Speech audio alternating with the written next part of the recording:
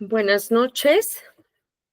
Les damos la bienvenida al primer seminario académico con el tema Gestación subrogada, implicaciones éticas y jurídicas. Estamos dentro del marco del curso de Derechos Humanos, Nuevas Tecnologías y Bioderecho, coordinado por la doctora María Guadalupe Martínez Fischer. Hoy nos acompañan para dar sus intervenciones en este seminario los licenciados, y los voy a decir en orden alfabético: Lisbeth Caballero Delgado, César Arturo Castillo Vega, Graciela Milagros Díaz Vicetti y Claudia Carolina González Mendoza. Coordina su servidora Giovanca Yolosóchil P. Ángeles Moreno. Para dar inicio a este primer seminario sobre gestación subrogada, implicaciones éticas y jurídicas, consideramos que es fundamental dar inicio con las definiciones. Primero, vamos a ver qué es la gestación subrogada. Todos entendemos que la subrogación es como el préstamo de algo ajeno a otra persona para que lo pueda utilizar. En este caso, la gestación subrogada tiene que ver con el préstamo de un útero para que una pareja pueda introducir en él un embrión, un gameto, y se pueda desarrollar hasta término para tener a un ser humano. Pero esta gestación subrogada tiene consecuencias tanto éticas y dentro del bioderecho. Vamos a comenzar con la definición de ética, que bueno, en el caso del derecho y del tema que nos está llamando en este momento, la ética la vamos a estar viendo como el estudio de las implicaciones o dilemas morales. En este caso, estamos hablando de un dilema moral muy importante y ahorita lo vamos a ver a través del desarrollo de este seminario, porque estamos hablando de seres humanos, tanto los seres humanos que ven a la mujer para que preste su útero, el ser humano que se va a estar desarrollando dentro de este y la pareja que es la que tiene el deseo de poder tener a este nuevo ser humano.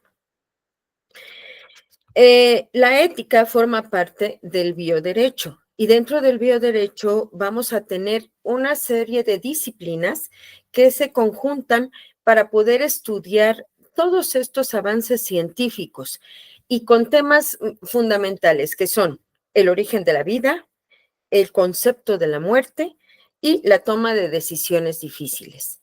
Dentro de este campo, en la toma de decisiones difíciles, nos encontraríamos con la gestación subrogada. Y nuestros especialistas nos van a hablar este día sobre los fundamentos legales que protegen la gestación subrogada, si existen o no en todos los países del mundo. Y bueno, si son concretas estas legislaciones para que puedan proteger tanto a las mujeres gestantes, como lo mencioné hace un momento, a los niños recién nacidos y a las parejas que ven a estas mujeres para poder crear a sus hijos.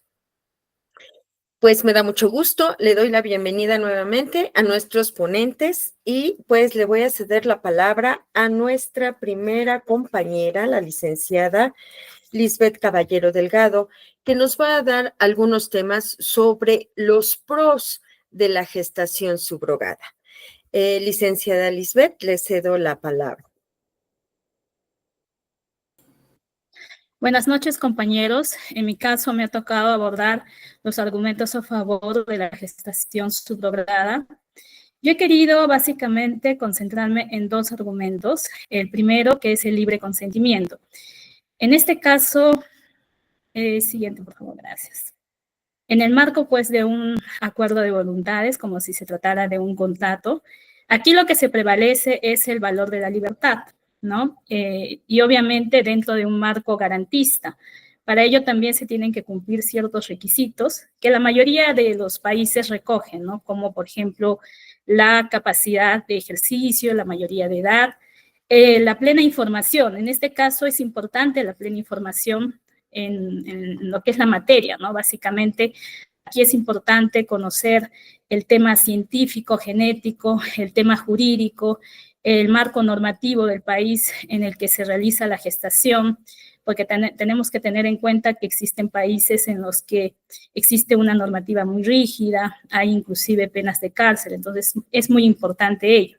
Los defensores de este argumento señalan que si se cumplen estos requisitos, pues el Estado no tendría que ponerles mayores obstáculos, ¿no?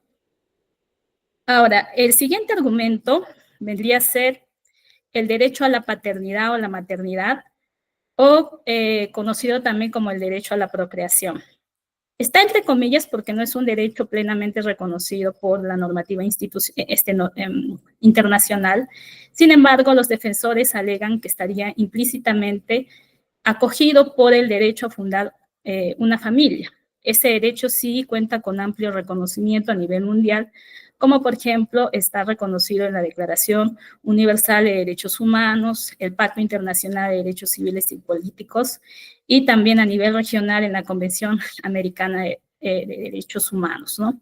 Ahora, existe una polémica en cuanto a que se considere un derecho, ¿no? Porque muchos alegan de que no se puede considerar pues un derecho a tener un niño, porque se estaría cosificando a un niño, ¿no? Y el niño es un sujeto de derecho. En ese sentido, digamos que hay una postura más a favor a que una libertad de procreación, ¿no? Y así también, pues, lo ha entendido la Corte Interamericana de Derechos Humanos, específicamente en su sentencia del caso Artavia Murillo y otro versus Costa Rica, en el que expresamente señaló lo siguiente: libertad reproductiva guarda relación con el derecho de acceder a la tecnología médica necesaria para ejercer ese derecho. Un poco con ello, la Corte estaría de alguna manera avalando la libertad de procreación.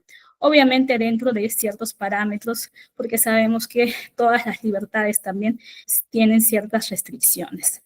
Ahora, en cuanto a la regulación a favor en el mundo, existe una diversidad, ¿no? Cada país va a regular de acuerdo, pues, a factores culturales, a factores ideológicos, a su sistema político, ¿no? Yo he querido escoger básicamente 2 países que muestran un poco estos contrastes en el mundo, ¿no? Como es Ucrania y Canadá.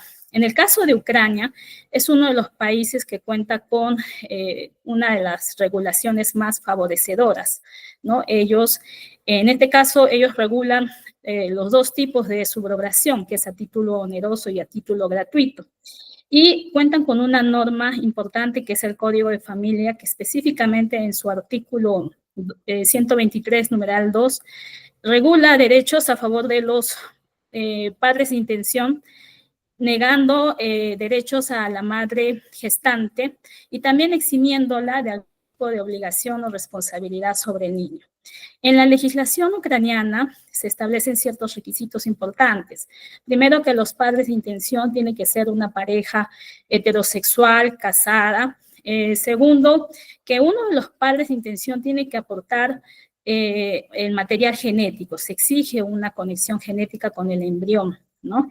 Y tercero, que la madre de intención tenga algún impedimento médico para poder gestar o para poder culminar su gestación, ¿no? Obviamente, todos estos requisitos tienen que estar debidamente acreditados con la documentación correspondiente.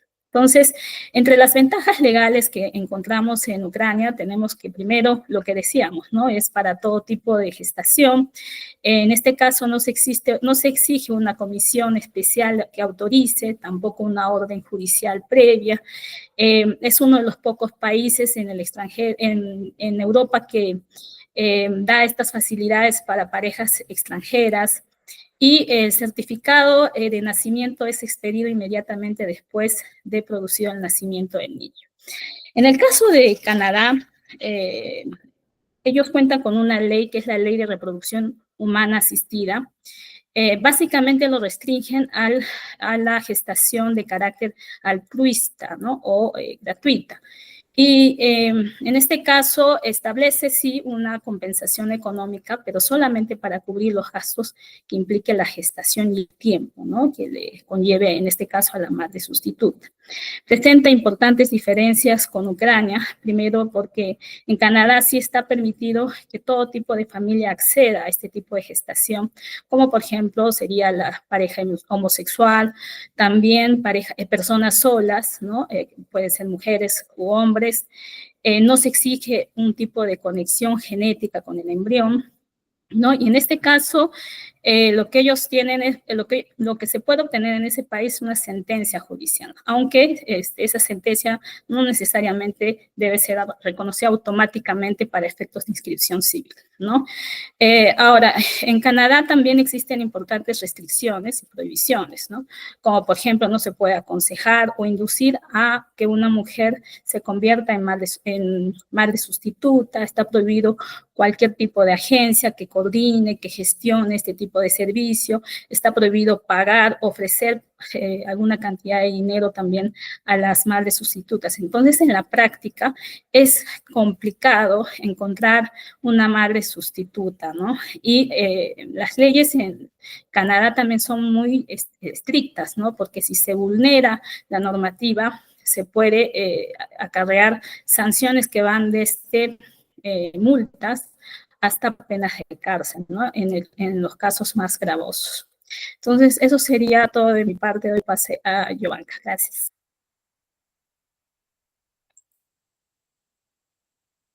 Muchas gracias, Lisbeth Caballero.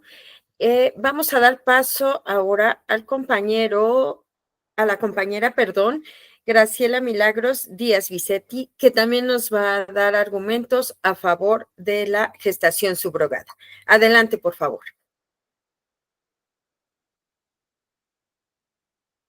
Su micrófono estaba apagado. Muchas gracias, Giovanka, por el pase. Buenas noches a todos, compañeros.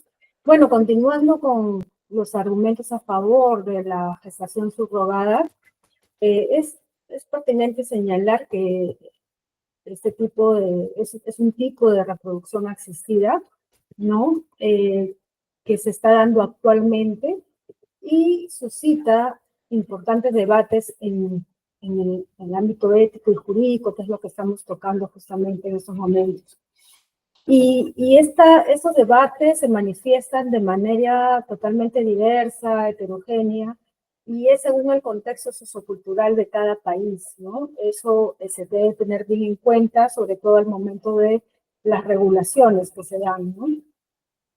Este procedimiento ha contribuido, en general, las técnicas de reproducción asistida, dentro de las cuales está la gestación subrogada, han contribuido a, digamos, desplazar un poco el concepto tradicional de familia, de procrear un hombre y una mujer, ¿no? Ahora podemos ver diversas formas de formar una familia, e incluso ya no solamente las parejas heterosexuales acuden a la gestación subrogada, sino también las homosexuales, justamente por las limitaciones que tienen fisiológicas, y bueno, también individualmente, mujeres solas o hombres solos, ¿no?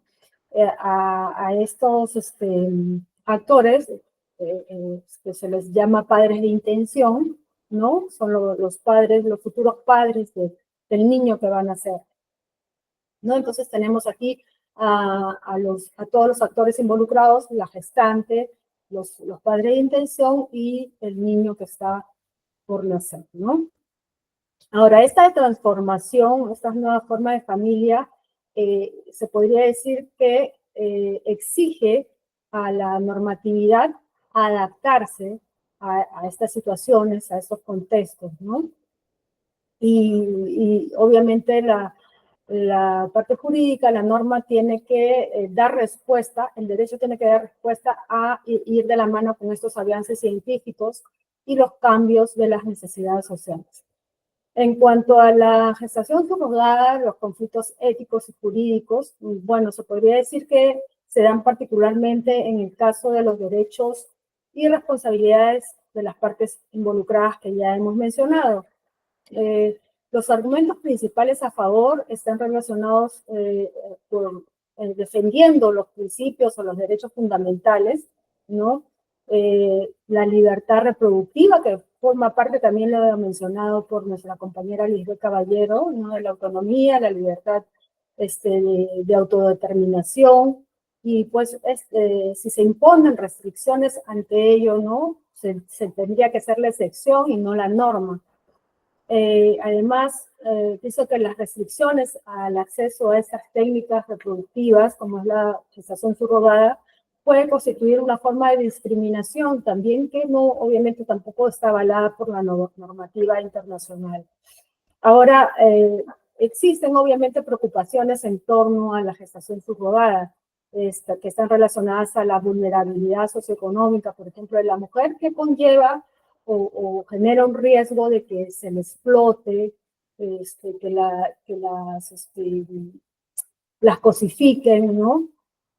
Especialmente en contextos de pobreza extrema, ¿no? Se pueden dar estos casos, y también se habla de la inequidad, es decir, que como tenemos digamos, una normatividad tan diversa, en algunos países no está restringido, lo que optan las parejas normalmente es salir del país, ir a otro lugar donde se está debidamente normado, y bueno, esto genera obviamente una disposición de dinero económica alta, que no, obviamente no todas las personas tienen, ¿no? Pero esta objeción que se da, ¿no? Esta limitación es común también en otras técnicas de reproducción asistida. Hay muchas otras técnicas de reproducción que también son sumamente onerosas, ¿no? Entonces, esta objeción se puede decir que no es una objeción contundente. En este caso, la viabilidad ética de la gestación subrogada, frente a todas estas situaciones, lo que requiere es establecer unas normas que protejan a todas las partes involucradas, protejan sus derechos fundamentales, sus derechos reproductivos, ¿no? También disminuirla, digamos, o aminorar el riesgo de explotación de las gestantes, ¿no? Y salvaguardar también el interés superior del niño. Vamos a seguir con la siguiente diapositiva. En cuanto al marco regulatorio de la gestación subrogada, existen diferencias entre Europa y América Latina. Ya mi compañera Liz también ha mencionado dos países, muy interesante su participación en cuanto a las diferencias que hay entre Ucrania y Canadá, pero también hay diferencias bastante marcadas entre Europa y América Latina. Por ejemplo, en Europa existe una clara división entre países como, por ejemplo, Francia, Alemania e Italia, que mantienen una prohibición completa, total, mientras que en otros países como Reino Unido y Grecia la permiten, pero obviamente bajo ciertas restricciones o regulaciones, ¿no? Hay ciertas condiciones, ciertos requisitos, como mencionó mi compañera Lisbeth, para poder llevar a cabo este proceso. En contraste con Latinoamérica, se caracteriza principalmente que Latinoamérica normalmente es una legislación bastante ambigua, existen vacíos legales que lamentablemente a veces son aprovechados para no hacer lo correcto, ¿no? Hay excepciones, como hay dos estados de México que son Sinaloa y Tabasco, que sí lo permiten, pero también bajo ciertos requisitos y ciertas restricciones. Eso es lo que quería compartir con ustedes. Muchas gracias. Muchas gracias, Graciela Milagros. Ahora vamos a dar paso en este seminario a las opiniones que están o los argumentos que están en contra de esta gestación subrogada. Recordemos que eso es lo que implica los contrastes y los dilemas morales para llevar a la ética dentro de este campo. Le vamos a dar la palabra al licenciado César Arturo Castillo Vega. Buenas noches, adelante, bienvenido. Buenas noches, muchas gracias. Bueno, conforme a lo que han expuesto con anterioridad, hay dos puntos importantes a resaltar. En primer lugar, es el derecho a la familia, ¿no? Que se encuentra reconocido tanto en la Declaración Universal de los Derechos Humanos como en la gran mayoría de las constituciones de los estados, en la cual se reconoce que todas las personas tienen el derecho a la familia. A partir de ello es que se da lo que es la gestación subrogada. Sin embargo, esto no quiere decir que se tiene el derecho a tener un hijo, ya que ello dependerá de si es que se llega a procrear o no, o en su caso si se llega a hacer un tipo de adopción.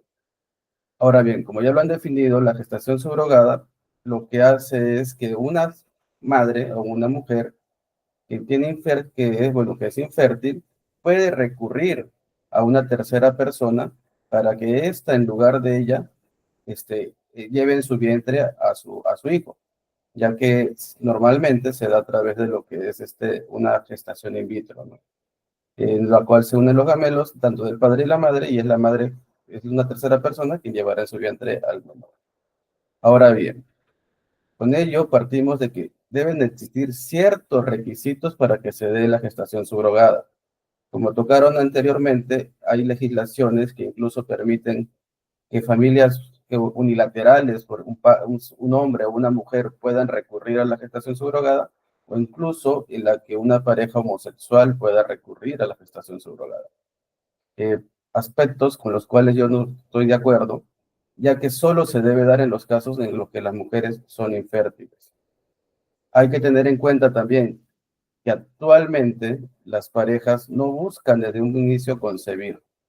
Si bien normalmente lo que se concibe como familia es un padre, una madre y los hijos, en la actualidad ello no se está dando. Incluso hay muchos países en los cuales la tasa de natalidad es demasiado baja. Entonces, esto no quiere decir que con la gestación subrogada, estas parejas que no han querido en su momento procrear para tener una mayor estabilidad económica, luego de que adquieran esta estabilidad y se den con la sorpresa que no pueden ya concebir dada su edad o dada enfermedades que se hayan dado en el transcurso del tiempo, recurran necesariamente a la gestación subrogada para poder tener un hijo, ¿no? Por otro lado, también se ha tocado el tema sobre que la gestación subrogada debe ser altruista y que para esto se formaría una especie de contrato. Desde mi punto de vista, más que un contrato, lo que se tiene que hablar es de una liberalidad, ya que la madre o la mujer que va a gestar no debe esperar una contraprestación a cambio de la gestación subrogada, sino que en este caso, pero bueno, tampoco se quiere decir que no va a existir dinero de por medio, pero con eso no queremos decir que le va a pagar como contraprestación. Este dinero de por medio será para cubrir los gastos médicos, cubrir todas las necesidades que se den durante el tiempo de gestación. Ya que si hablamos de un contrato como tal en el cual hay una prestación y una contraprestación a cambio, estaríamos hablando prácticamente de un negocio jurídico, en el cual se estaría traficando con los bebés, ya que prácticamente se estaría llegando a una compra de un menor de edad a cambio de que se lleve, que bueno, que esta mujer lleve en su vientre al hijo de las personas que la han contratado. Ahora bien, hay diversas legislaciones que lo prohíben como tal. En el caso del Perú, no sé si pueden pasar la diapositiva, por favor.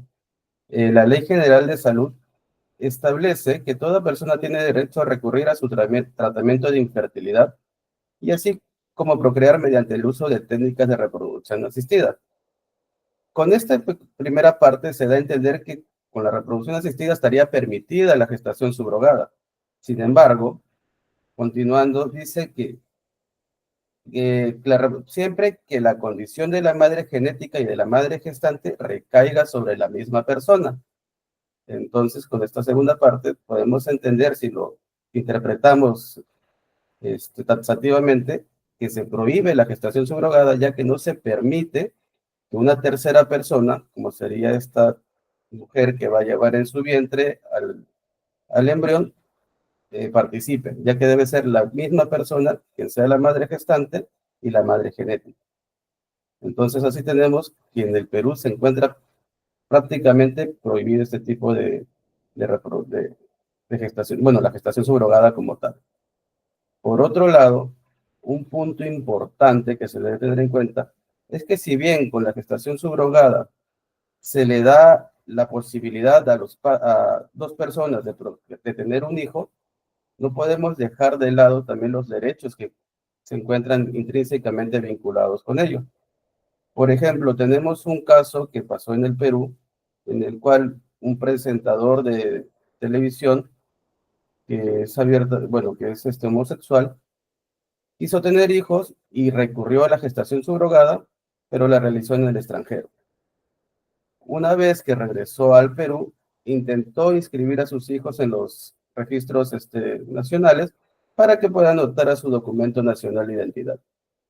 Sin embargo, en un inicio esto se le prohibió, ya que necesariamente para que se haga la inscripción tiene que presentarse tanto el nombre del padre como el nombre de la madre.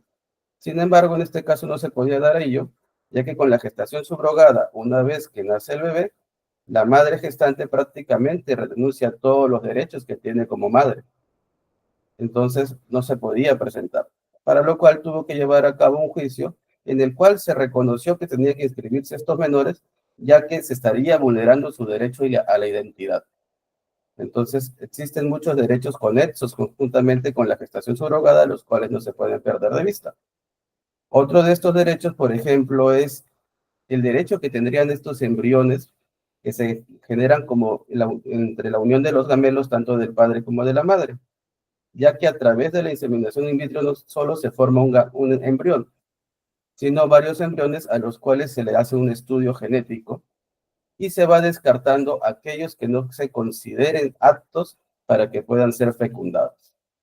En ese sentido, se van a descartar, por lo cual considero que se está hablando en eso de una concepción utilitarista y se está dejando de lado lo que es la dignidad y la calidad del ser humano, ya que hay que tener en cuenta que muchas legislaciones consideran al ser humano desde la fecundación. Entonces, si se procede a hacer un descarte de estos embriones, podríamos hablar de una eutanasia moderna, ya que estamos prácticamente descartándolos porque no pueden tener la calidad óptima para ser fecundados en la madre que va a prestar su útero, ¿no?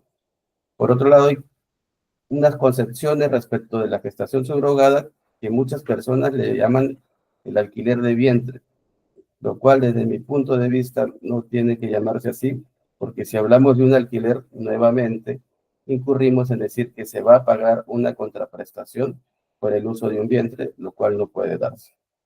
Eso sería por el momento toda mi participación. Gracias. Le agradecemos la participación en el seminario. Gracias. Y damos paso a la participación de Claudia Carolina González Mendoza. Igual nos va a exponer puntos en contra de la gestación subrogada. Adelante, bienvenida. Muchas gracias y buenas noches. Bueno, a mí me gustaría retomar algunos puntos de los que ya se ha hablado, en especial, pues también que hay países donde existe esta práctica de la maternidad subrogada y es lícita y admitida jurídicamente, pero también hay otros países, como ya lo expresaron también, donde existen estos vacíos legales, en donde no hay ni aprobación ni prohibición como tal. Pero también otros países en los donde la prohibición sí es considerada como algo muy importante, ya que se considera esta práctica como una mercantilización de la filiación y una instrumentalización de la madre gestante. Además, que esto va a implicar un sinfín de consecuencias, no solo biológicas o de salud, sino también psicológicas, sociales y legales.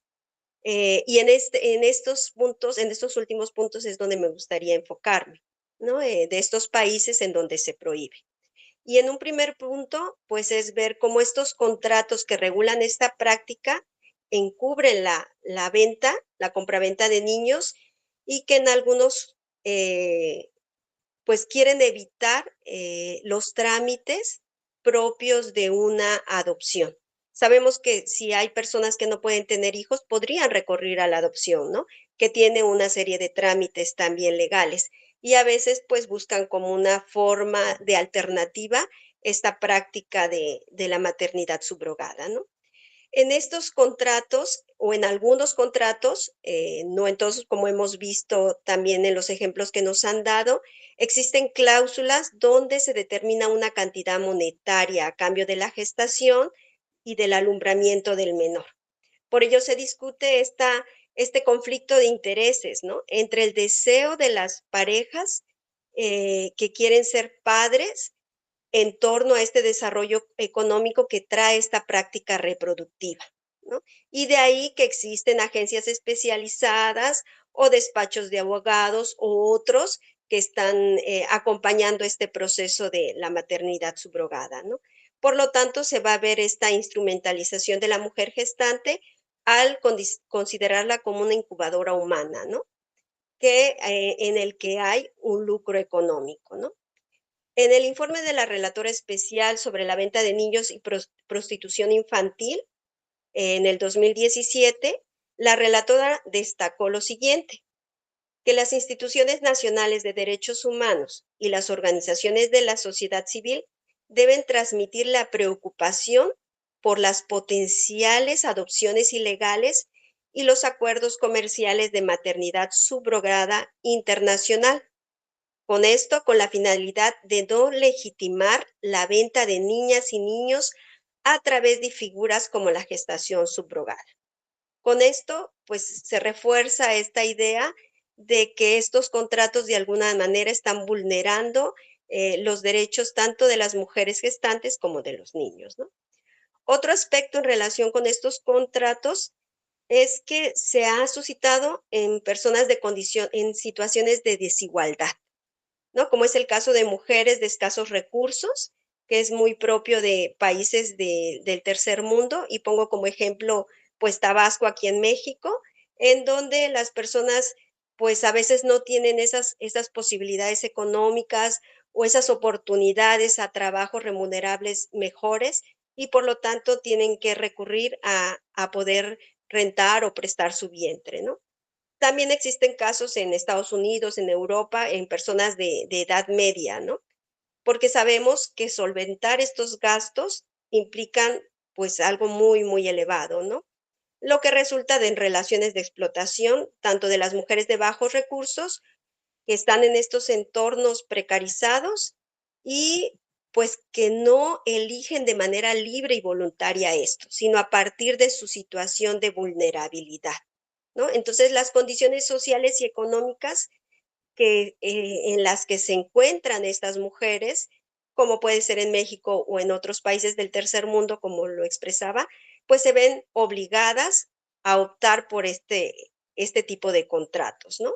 Por lo tanto, si se dan estas situaciones, lo ideal sería que fueran en condiciones similares, ¿no? Sobre todo en condiciones similares económicas, no en torno a una situación de pobreza que las vulnera, ¿no? En un estudio de Olevarría sobre la gestación sustituta en México y la noción del trabajo reproductivo, me pareció muy interesante un aspecto que refleja esta investigación.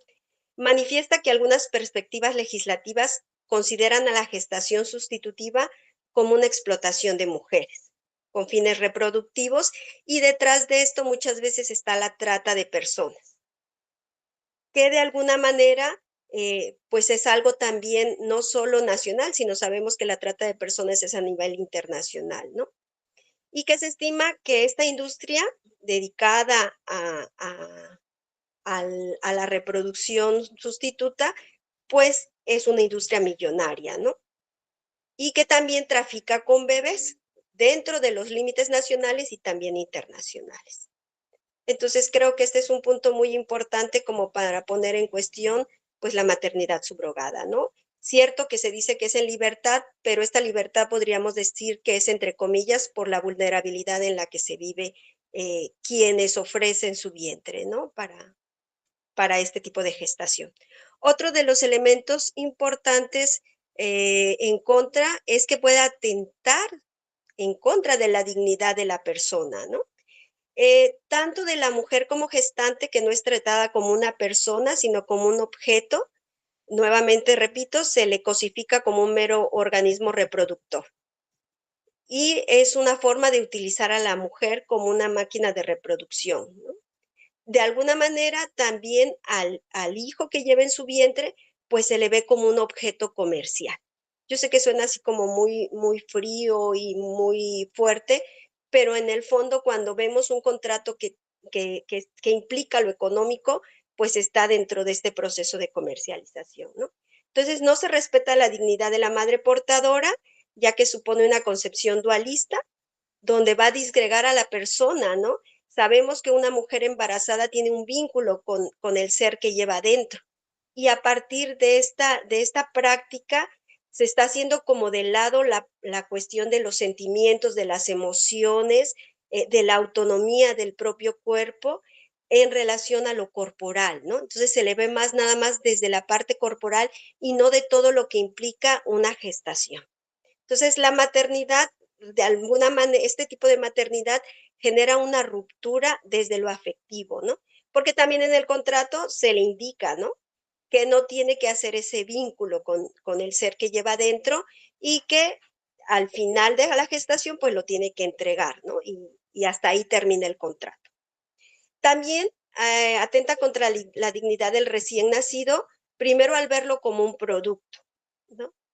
Al verlo como un producto en el que lo que es más fuerte es el deseo de las personas que quieren tener un hijo. Y este deseo, pues no es un derecho como tal, ¿no? Sino que sí puede ser una necesidad, pero podría haber otras opciones, ¿no? Porque a final de cuentas es como un deseo que se puede obtener de cualquier forma, ¿no? Y a veces mascarado con la legalidad, ¿no? Entonces, también se vulnera la dignidad del niño.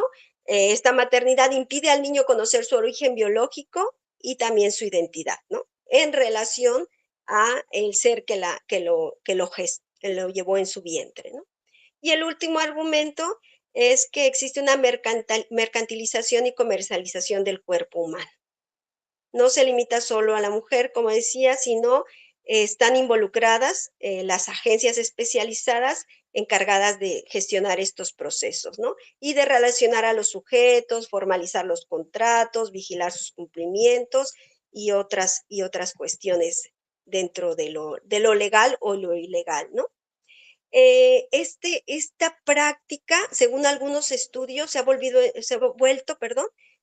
vuelto un negocio mundial que mueve millones de euros al año, ¿no? Dentro de estas investigaciones se habla que una maternidad subrogada cuesta aproximadamente unos 120,000 euros, ¿no? Si es llevada a cabo en Estados Unidos, 40,000 si se realiza en Ucrania, que fue un ejemplo que también nos pusieron, aquí en México, en Tailandia y en otros países, ¿no? Entonces, de alguna manera se ha vuelto un gran negocio, ¿no?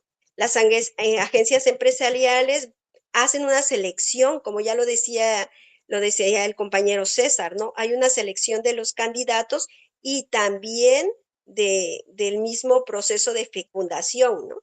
Entonces, estos requisitos del vientre de alquiler, de alguna manera, pues van a seguir unas cláusulas donde van obligando a las mujeres gestantes a someterse a esas prácticas, ¿no? Y como cualquier negocio, pues también tiene un objetivo, que es que el que sea una producción buena en donde se obtenga lo mejor para quienes lo están contratando, ¿no? Entonces, la garantía de calidad de los óvulos y del vientre que quieren tener para un hijo en el futuro es fundamental en esta práctica, ¿no? Por lo tanto, es un negocio lucrativo basado en la mercantilización del cuerpo de las mujeres y es una explotación de ellas, sobre todo de las personas que son más vulnerables por los beneficios individuales de parejas y sobre todo de personas que tienen una situación económica mucho mejor. Muchísimas gracias. Muchas gracias, Carolina González. Y bueno, casi estamos a punto de llegar al final de este primer seminario. Como pudimos dar cuenta, tuvimos pues casi dos posturas, pero al final nos estamos uniendo. Estas posturas se están uniendo a través de el dinero, el marco económico. El marco económico creo que es lo que está poniendo en tela de juicio esta práctica de la maternidad subrogada. Tenemos aquí dentro de nuestras conclusiones, primero que hay países en donde hay una legislación específica en cuanto a la gestación subrogada. Algunos solamente la mencionan como un acto de apoyo. No es oneroso y los padres van a ver a una persona, puede ser cercana a la familia o puede ser ajena a la familia, que lleve en su vientre el desarrollo tanto embrionario como fetal del futuro niño.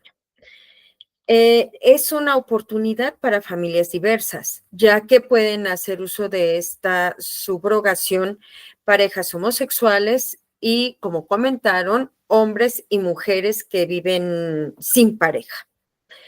Y puede ser, ya lo mencioné, hay una remuneración económica por el pago por llevar a un niño ajeno en el vientre, o puede ser altruista, ya aunque este modo altruista va a conllevar el pago de gastos médicos. Pero también vemos el otro lado de la moneda. En el otro lado de la moneda, creo que aparecen más puntos, ¿no? Y tenemos, el primero es que existe un riesgo de tráfico de menores. Y aquí estamos apelando a los derechos de los niños, las niñas, porque, pues, sí, está creciendo en un vientre ajeno y esa mujer se puede ir, esa mujer puede ser contratada por otros lugares para generar este tráfico de menores. Los principios bioéticos no son claros. ¿Por qué? Porque no hay una normatividad central. Aunque nuestros ponentes mencionaron normativas internacionales, normativas que rigen a América Latina, al Caribe, tenemos muchas lagunas jurídicas que van a impedir que se ponga en riesgo tanto a la madre que lleva al niño, a la gestante, como a los padres. Perú, ya nos mencionaron la legislación de Perú, que solamente la mujer gestante debe ser donadora del óvulo, ¿sí? Y el padre es el único que va a poner el espermatozoide para la fecundación.